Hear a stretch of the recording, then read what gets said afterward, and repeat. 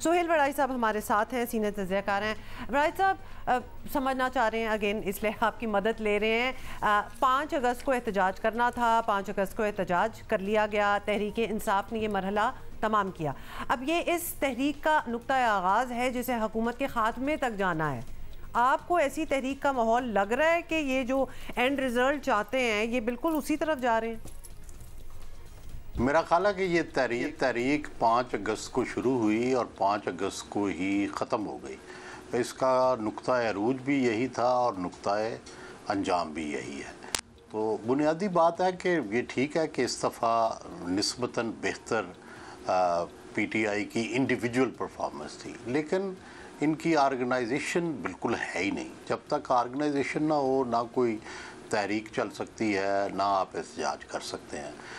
सिर्फ KP में एहतजाज होता है, वहाँ उसकी वजह हुकूमत है या शायद हो सकता है उसकी ऑर्गेनाइजेशन भी हो, लेकिन पंजाब में जो कि सबसे बड़ा सूबा है, यहाँ उनकी ऑर्गेनाइजेशन सिरे से है ही नहीं।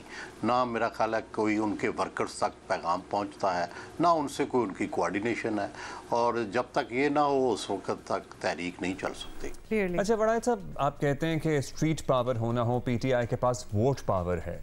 अब ये चेक करने का तरीका तो इलेक्शन ही हो सकते हैं, और इस पार्टी ने बाकी सब फैसलों से पहले बाई इलेक्शन का बायकॉट कर दिया है। आपको लगता है कि इन्हें नहीं करना चाहिए था, या दुरुस्त फैसला है मौजूदा हालात में इनके लिए?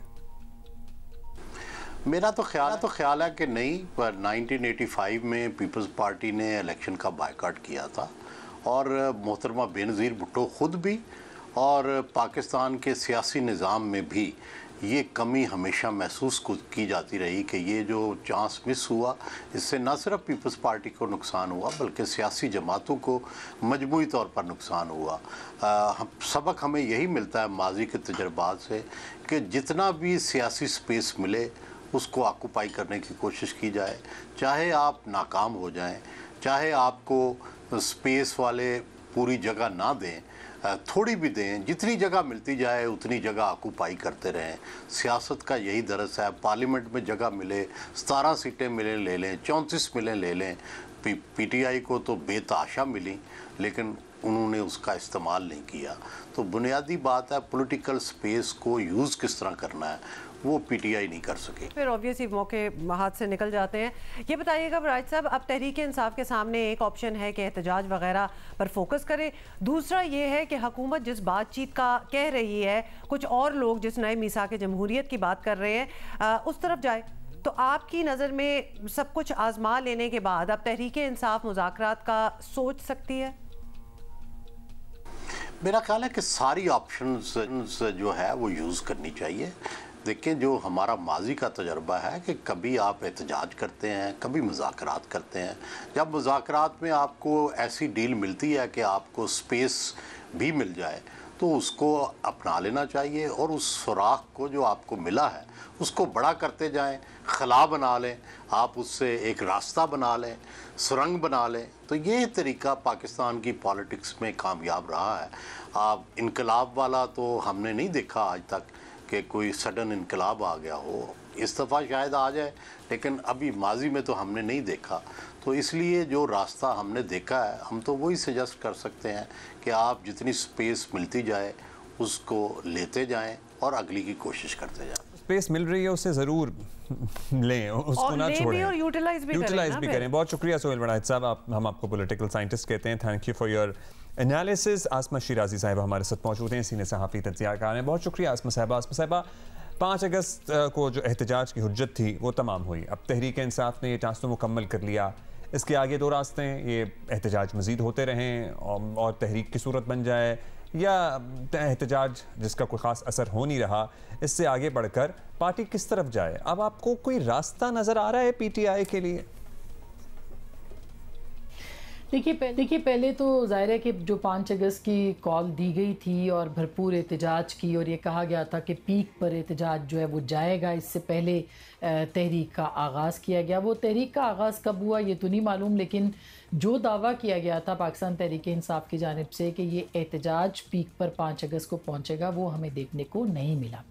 और ज़ाहिर है कि उसकी बड़ी वजह जो पाकिस्तान तहरीक इंसाफ है उसकी लीडरशिप या उसकी स्ट्रेटजी, उसका लाए अमल और उसके ऊपर बहुत सारे सवालात जो हैं वो अपनी जगह पे मौजूद हैं। अब मुज़ाकरात के लिए भी जब तक इमरान खान साहब सियासी जमातों के साथ मुज़ाकरात की बात नहीं करेंगे और जब तक वो ये नहीं कहेंगे कि वो टेबल पर बैठने को तैयार हैं और वो इन तमाम पॉलिटिकल पार्टीज़ के साथ बातचीत करने के लिए तैयार हैं, तब तक ये मामलात आगे नहीं बढ़ेंगे। और अभी तक जो कोई भी फ्लेक्सिबिलिटी या लचक जो है वो इमरान खान साहब के रवैये में नहीं आई है, बल्कि उसके बाद एक और कॉल जो है वो दे दी गई है। जिस तरह की बहन अलीमा खान साहिबा ने कल कहा कि 14 अगस्त की जो है वो कॉल दी जाएगी। एक तो 14 अगस्त की जो तारीख़ है वो पता नहीं पिछले 10 बरसों से हर साल जो है तकरीबन हर साल वो एहतजाज में ही निकल जाती है। 14 अगस्त जश्न आज़ादी का दिन है, उस दिन भी जो है वो ये कॉल दी जाती है। तो मेरा ख्याल है कि एक वाज़े उनको नज़र आ रहा है कि उनकी जो पार्टी है और उनका जो वर्कर है वो डिसअपॉइंटेड है, वो बाहर नहीं निकल रहा, लेकिन उसके बावजूद कॉल पे कॉल जो है वो एहतजाज की दी जा रही है। होना ये चाहिए था कि इमरान खान साहब अपनी जमात को ये कहते कि वो एक ऐसा फिजिबल इन्वायरमेंट बनाएं और ख़ुद हुकूमत से भी वो ये बात कह सकते थे कि वो मुज़ाकरात के लिए आगे बढ़ सकते हैं, मगर वो अभी तक सिर्फ़ और सिर्फ मुक़्तदरा की तरफ देख रहे हैं। वो पॉलिटिकल पार्टियों के साथ बात करने की कोशिश नहीं कर रहे। हो सकता है कि जो मौजूदा हुक्मरान है वो भी बातचीत ना करना चाहें, लेकिन क्या इमरान खान साहब उनको एक्सपोज कर सकते हैं कि अगर वो ख़ुद उनको कह दें या बातचीत के लिए तैयार हो जाएं, तो क्या वो इस निज़ाम को भी एक्सपोज कर सकते हैं अगर वो चाहें, लेकिन ताहाल उनकी तरफ से कोई लचक जो है वो देखने को नहीं मिल रही। आसमा, एक और भी ज़रा कंसर्निंग बात है कि अब जो भी फैसला होना है उसमें इमरान खान के बाद सबसे अहम किरदार अली अमीन गंडापुर का होगा। तो क्या वज़ीर आला खैबर पख्तूनख्वा इस वक्त ऐसी मुस्तहकम स्ट्रॉन्ग पोजीशन में नज़र आते हैं कि पूरी पार्टी का उन पर भरपूर एतमाद हो? देखिए, उनकी पूरी पार्टी का एतमाद हो या ना हो, लेकिन वो ज़रूरत है इस वक्त पार्टी की, क्योंकि खैबर पख्तूनख्वा में उनके पास अक्सरियत है और अक्सरियत के वो वज़ीर आला हैं। पार्टी जो है कम्प्लीटली अगर देखा जाए खैबर पख्तूनख्वा की हद तक तो वो उनके पास है। इससे पहले पार्टी जो थी वो सौंपी गई थी जुनैद अकबर साहब को, लेकिन आपने देखा कि वो एक भी जलसा जो है वो नहीं कर सके थे, मौसर एहतजाज नहीं कर सके थे। तो फिर अब अली अमीन गंडापुर साहब के अलावा पार्टी वहाँ पे किसके पास जा सकती है? तो मेरा ख्याल है इमरान खान साहब को उनकी ज़रूरत है कि एक तरफ वो उनको मुस्ताफ़ी होने का कहते हैं, दूसरी तरफ कहते हैं कि ऑपरेशन के लिए आप जो है वो कोऑपरेशन ना करें और ऑपरेशन को ना होने दें, जो कि वहाँ पे फितना अल ख्वारिज के ख़िलाफ़ या TTP के ख़िलाफ़ जो है वो रियासत करना चाहती है। तो मेरा ख्याल है कि इमरान खान साहब जो है वो अली अमीन गंडापुर साहब के ऊपर पूरी तरह से डिपेंडेंट हैं और वो समझते हैं कि उनको इस वक्त जो है कोई सपोर्ट अगर मिल सकती है तो खैबर पख्तूनख्वा से ही मिल सकती है। मगर अगर कल का एहतजाज अगर आप देखें परसों का, तो उसमें खैबर पख्तूनख्वा की तरफ से भी कोई ख़ास एहतजाज जो है वो देखने को नहीं मिला, बल्कि 2 रैलीज़ जो थी वो निकाली गई थी और एक रैली में अली अमीन गंडापुर साहब जो है वो पहुँचे। और शायद इसकी वजह ये कि उनके ऊपर भी 9 मई के जो मुकदमात हैं उनकी नाअहलियत की तलवार लटक रही है और इन मामलात को भी 14 अगस्त तक जो है वो निमटना है, यानी इसके ऊपर भी फैसले आने हैं, जो कि सुप्रीम कोर्ट ने जो है वो इस मामले के ऊपर ताकीद की हुई है या उनकी डेडलाइन है कि इंसदाद दहशतगर्दी के जो अदालतें हैं उनके अंदर इन मामलात को निपटाया जाए।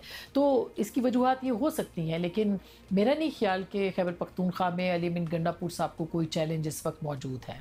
आसमा साहिबा, एक इंपॉर्टेंट सवाल, एक नज़रिया, ये एक तज्जिया कह लें या नज़रिया है लोगों का कि PTI स्ट्रीट पावर अभी दिखा सके या ना दिखा सके, लेकिन अगर इलेक्शन हुआ तो वोट बैंक की पावर अभी भी उन्हीं के पास है। What is your opinion on this? Would you agree? देखिए, वोट की जो पावर है उसके आने तक और इस वक्त की जो सूरत हाल है उसमें एक काफ़ी लंबा अरसा है। यानी जब भी इलेक्शंस होंगे हो सकता है कि 2025 के बाद अब जो सूरत हाल बनती है, यानी 2024 में इंतखाबात हुए थे तो 29 में इंतखाबात हों, हो सकता है कि उससे पहले हों। लेकिन देखिए, जब भी इलेक्शंस भी अगर होते हैं तो भी सियासी जमात को अपनी उस इलेक्शन की प्रेपरेशन करनी पड़ती है। हम ये देख रहे हैं कि वोटर तो निकलने के लिए तैयार हो सकता है और बिल्कुल निकलेगा, हो भी सकता है।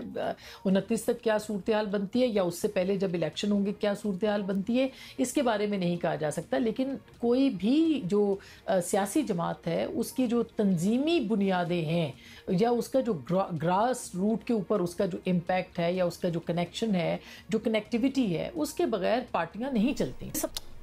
बहुत शुक्रिया